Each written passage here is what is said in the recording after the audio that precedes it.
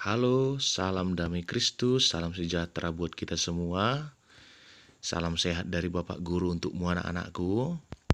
Kali ini kita belajar agama dan pendidikan budi pekerti. Nah, Bapak harap kamu semua dalam keadaan sehat bersama keluarga. Di pagi hari ini kita akan belajar melanjutkan pembelajaran kita di minggu yang lalu. Nah, sebelum kita memulai pembelajaran, mari siapkan hati dan pikiran. Kita awali pertemuan kita ini, pembelajaran daring ini, dengan berdoa. Kita memohon kekuatan dari Tuhan. Marilah kita bersatu dalam doa. Dalam nama Bapa dan Putra dan Roh Kudus. Amin. Bapa kami yang ada di surga, dimuliakanlah namamu. Datanglah kerajaan-Mu, jadilah kehendak-Mu di atas bumi seperti di dalam surga. Berilah kami rezeki pada hari ini, dan ampunilah kesalahan kami, seperti kami pun mengampuni yang bersalah kepada kami. Dan janganlah masukkan kami ke dalam pencobaan, tetapi bebaskanlah kami dari yang jahat. Amin. Dalam nama Bapa dan Putra dan Roh Kudus. Amin. Baik anak-anakku yang baik, minggu yang lalu kita sudah belajar tentang warga negara Indonesia. Nah, sekarang kita belajar tentang, siapa yang tahu? Coba. Benar, kita belajar tentang hak dan kewajiban sebagai warga negara Indonesia.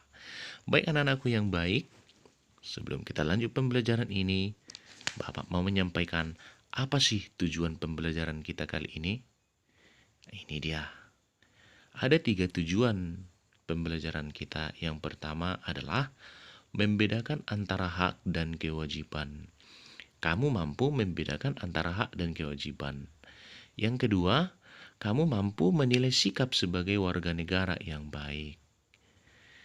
Yang ketiga, kamu mampu menemukan keteladanan Yesus dalam melaksanakan hak dan kewajiban. Artinya, berarti guru besar kita, teladan kita dalam pembelajaran kali ini adalah Yesus sendiri. Baik anak-anakku, supaya kita lanjut, sebelum semakin jauh kita berbicara tentang hak dan kewajiban, perlu kamu tahu apa arti dari hak dan kewajiban. Yang pertama adalah hak. Apa sih arti hak? Silakan buku referensimu buka buku BOS halaman 13. Apa arti hak? Hak adalah segala sesuatu yang kita peroleh atau kita dapatkan. Nah, apa saja contoh-contoh hak, Pak? Nah, inilah dia contoh-contoh hak. Yang pertama, kita memiliki hak sebagai warga negara Indonesia, kebebasan beragama.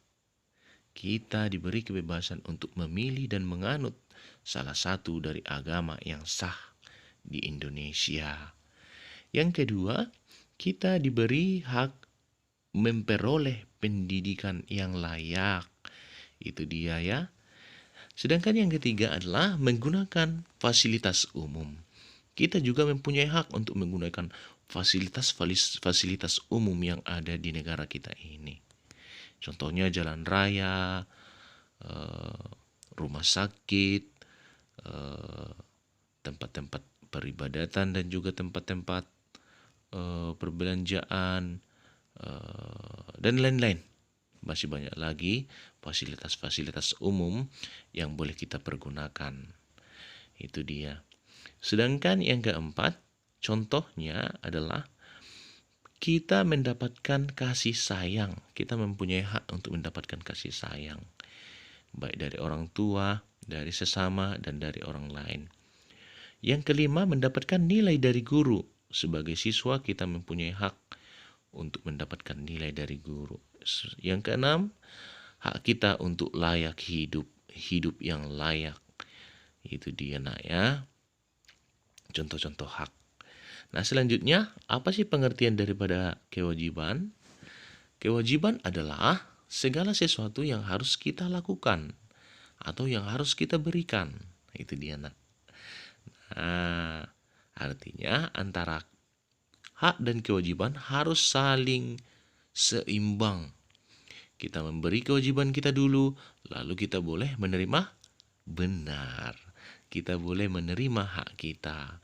Jadi jangan hanya menuntut hak terlebih dahulu sedangkan kewajibannya tidak diberikan. Itu dia. Tidak boleh menerima hak sedangkan kewajiban tidak diberikan. Itu dia. Baik anak-anakku, kita lanjutkan. Apa sih contoh-contoh daripada kewajiban itu? Yang pertama, wajib membayar uang sekolah sebagai siswa-siswi. Itu dia. Yang kedua, wajib membayar pajak. Semua warga negara Indonesia wajib membayar pajak. Sebagai warga negara yang baik, kita wajib membayar pajak. Agar apa? Agar pembangunan dan juga semua program-program negara boleh terlaksana dari pembayaran pajak tersebut. Itu dia nak. Yang ketiga adalah mematuhi tata tertib yang ada. Peraturan-peraturan yang ada. Sedangkan yang keempat adalah membela tanah air atau membela negara. Itulah kewajiban kita. Nah, baik anak-anakku, dalam Matius 17 ayat 24 dalam bukumu di halaman 14 itu kamu baca nanti. Kita baca sama-sama. Ketika Yesus dan murid-muridnya tiba di Kapernaum, datanglah pemungut biaya bait Allah kepada Petrus dan berkata, "Apakah gurumu tidak membayar bea 2 dirham itu?" Jawabnya, "Memang membayar." Dan ketika Petrus masuk rumah, Yesus mendahulinya dengan pertanyaan, Apakah pendapatmu Simon?" Ya, Yesus mendahului Petrus maksudnya. "Apakah pendapatmu Simon? Dari siapakah raja-raja dunia ini memungut biaya dan pajak? Dari rakyatnya atau dari orang asing?" Jawab Petrus kepada Yesus, "Dari orang asing." Maka kata Yesus kepadanya, "Jadi bebaskanlah rakyatnya.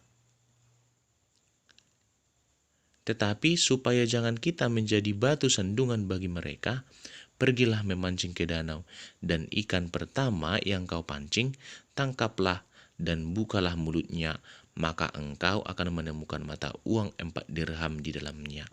Ambillah itu dan bayarkanlah kepada mereka. Bagiku dan bagimu juga," kata Yesuslah kepada Petrus. Nah, inilah gambar Petrus mengambil uang 4 dirham dari mulut ikan yang ditangkapnya dari danau itu. Baik anak-anakku yang terkasih, melalui kisah kitab suci Matius 17 ayat 24 sampai 27 dan juga 22 ayat 15 sampai 22 ini, kita dapat mempelajari bahwa Yesus sebagai anak Allah dan sebagai warga negara yang taat, dia memiliki hak dan memiliki kewajiban. Yesus juga memiliki hak mengajar di bait Allah atau di rumah Allah. Yang kedua, Yesus juga mempunyai hak memperoleh keluarga. Yang ketiga, Yesus mempunyai hak untuk mewartakan kabar gembira. Nah, inilah hak-hak Yesus yang bisa kita temukan dalam bacaan kitab suci itu. Nah, sedangkan kewajiban Yesus adalah yang telah dilaksanakannya membayar pajak sebagai warga negara yang baik, sebagai warga negara Yahudi, ia membayar pajak, taat pajak.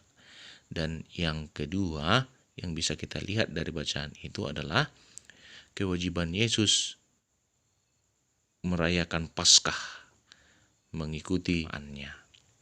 Itu dia nak. Nah, baik. Sekarang tugas kamu, buatlah nanti slogan yang isinya mengajak orang lain untuk melaksanakan kewajiban. Itu dia nak ya. Tugasnya adalah membuat slogan dalam buku gambar, isinya mengajak orang lain untuk melaksanakan kewajiban. Nah, tuliskanlah nanti di buku gambar, hias seindah mungkin. Itulah tugasnya ya nak. Sampai di sini dulu pembelajaran kita. Kita lanjut minggu depan.